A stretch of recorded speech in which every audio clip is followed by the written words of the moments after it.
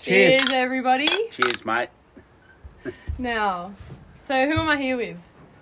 Oh, my name's Ed Satanek. I'm from Curly Hollow on Yorke Peninsula. I've been living here about 20 years. I'm actually from Adelaide, but that's where I live now in southern Yorke Peninsula, in between Corny Point and Marion Bay. Curly Hollow road sign keeps getting stolen, so Yes. we need to stop that. And what about you? Well, I am an old crusty surfer. I've been asked to come over and help with Surferama, and that's one of the reasons why we're here. And what is Surferama? Surferama is a celebration of the surfing, environmental and artistic community on southern Yorke Peninsula. It came about from a application to get the National Daily Head as a National Surfing Reserve. Well, the benefit is it recognises the area for its intrinsic surf qualities, and also it can galvanise the community, bring them together to act to protect the environment. And not only as a surfing environment, but as the general physical and social environment.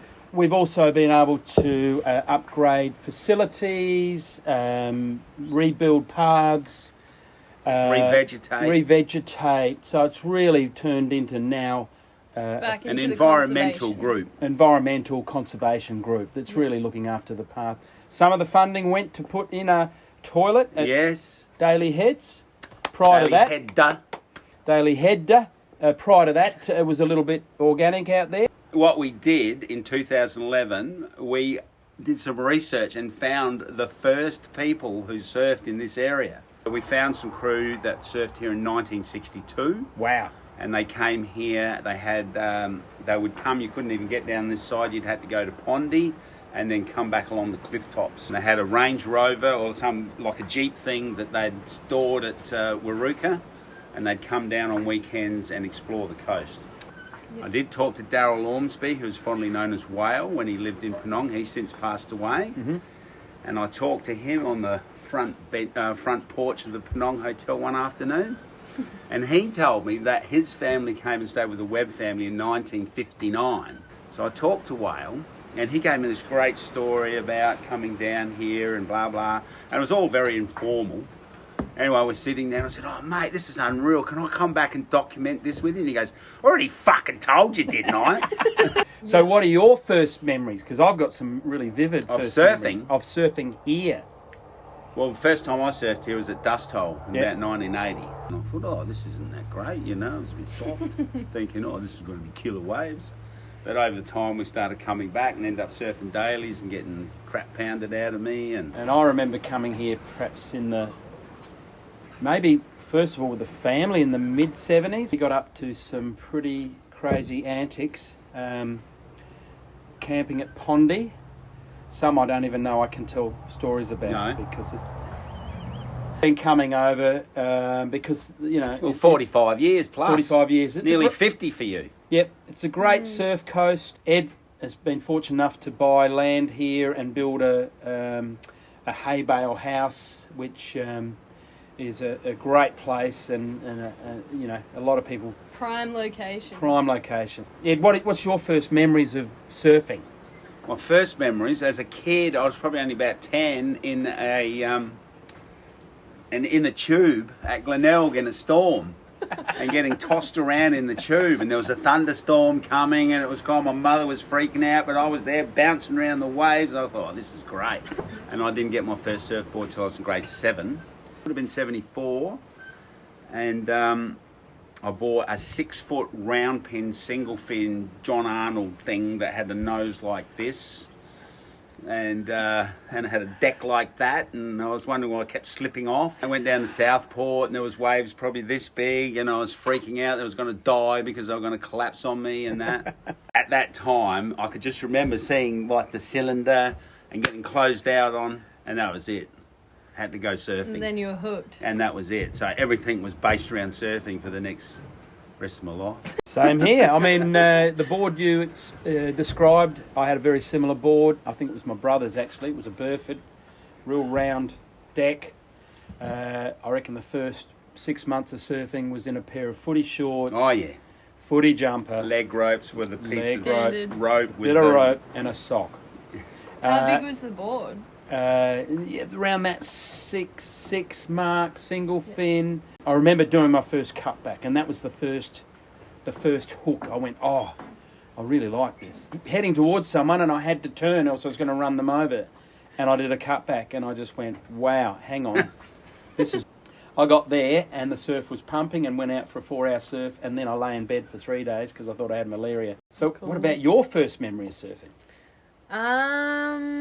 I remember surfing Y steps one day after school, or probably in year 4, and then for the next week I was bugging you, like, let's go surfing, and you were like, oh yeah, she's got the bug now. Pretty special growing up here and getting to come to beautiful places like this. When did you buy your property here?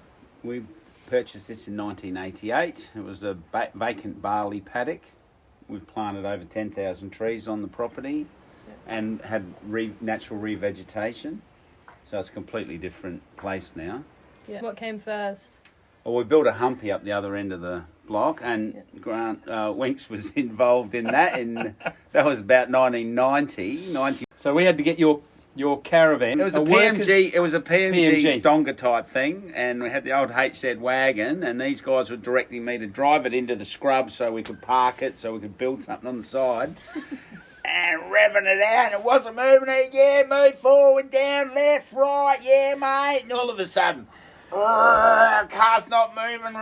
These clowns couldn't see there's a massive rock in front of the wheel. And the clutch out. No, that Dog nearly died. Yeah, from sniffing the fumes. It was and that was a great little place to stay for many years. years. It's getting renovated at the moment. Getting renovated. I don't think I've been out nestled there. in the scrub. You've never seen it. I don't Oh, we're going to go out and have a look at Well, that. you're going to have a look, yeah. Yeah. And you've had a couple run-ins with snakes in the house, I can imagine. Oh, yeah, there's been snakes around, nothing too dramatic. Most snakes, I'll just tell them to leave. Leave the vicinity, please. So, we're sitting in one of the bars. There's about half a dozen... Oh, there's the bars here. There's 3 bars here. There's one over there. And there were a couple of pop-up bars come along. And then there's DJs a play shed over there. there. We've got a stage over there.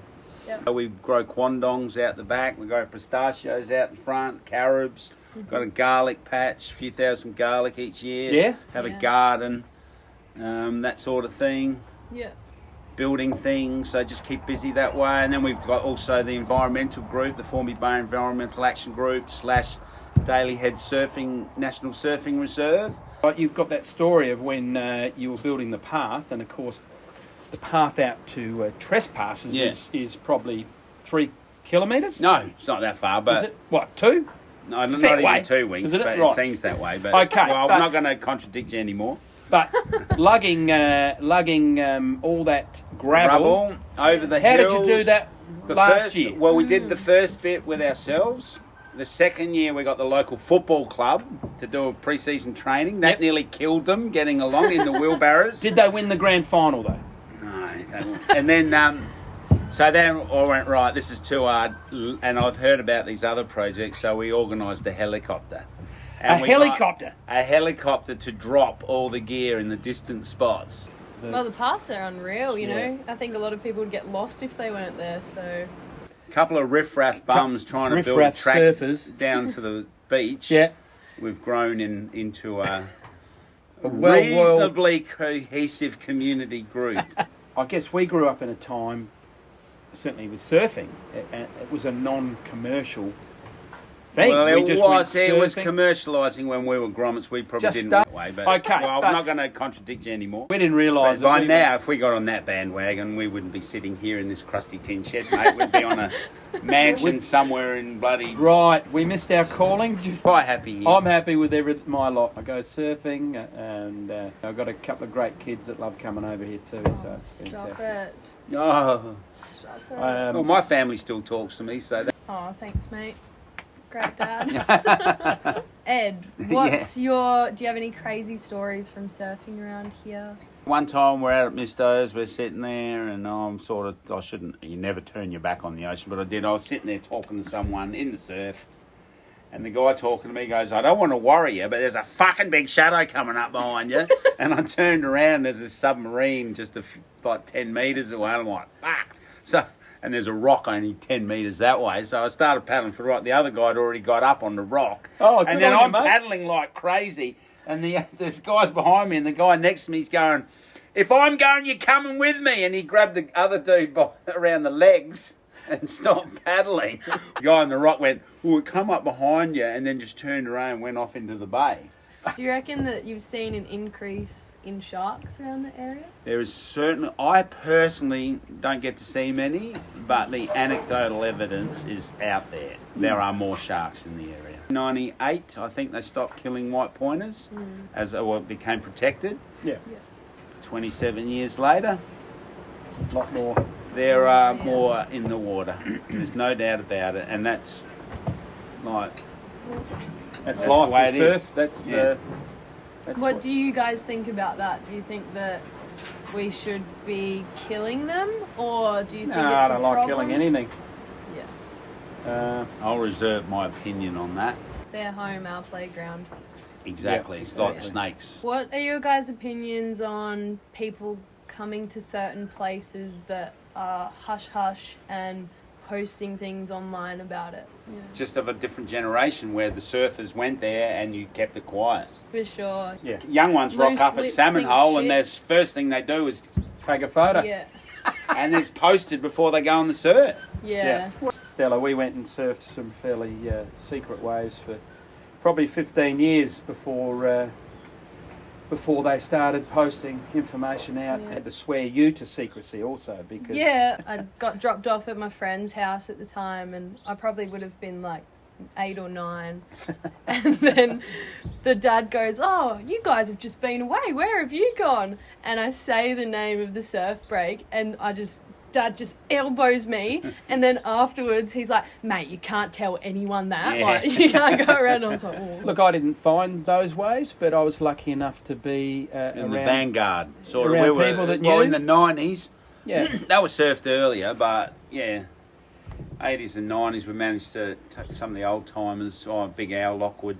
Big Al was the one that really walked that whole coast over many years, and... I just happen to know people that knew him, and I know Big Al pretty well now. But I think if you get given something like that, it's not. You don't just go out and tell the whole world. Bit of respect. People share. If you're going to come to a break, you're a good surfer. Good, catch some waves, but don't snake them all. I'm only here for 2 days. I'm going to get what I can. Sure. Fuck you, mate. Yeah, it's about respect. So share. Yeah. And that is the motto of the Daily Head Surf. Yeah. Care, share, respect, enjoy. That's how we good run. Motto. Yeah. Yeah. Sure. Well, on that note, care, share, respect, and enjoy. Does anybody want another beer? Come on. Yay! Are you going to keep that rolling? Yeah.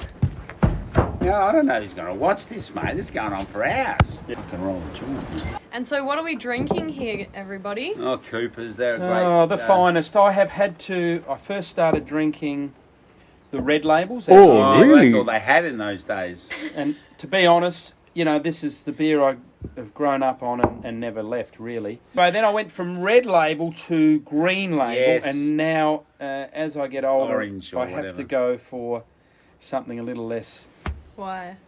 Because the red labels are like this knockout punch. I should be drinking less literage. Yeah, because so our literage lower is getting the literage, bigger. Yeah. So, thank you guys so much. Worries. All right, Stella. I don't know what you're going to do with this, but... Yeah, me neither. Good luck. Yeah, good luck. We hope we've provided... Now we've got Harry just rolled up. I better go and say that's Harry, is it? Yeah. Oh, thanks, legends. Who would have thought years ago when these guys were born they'll be doing this, mate? Remember?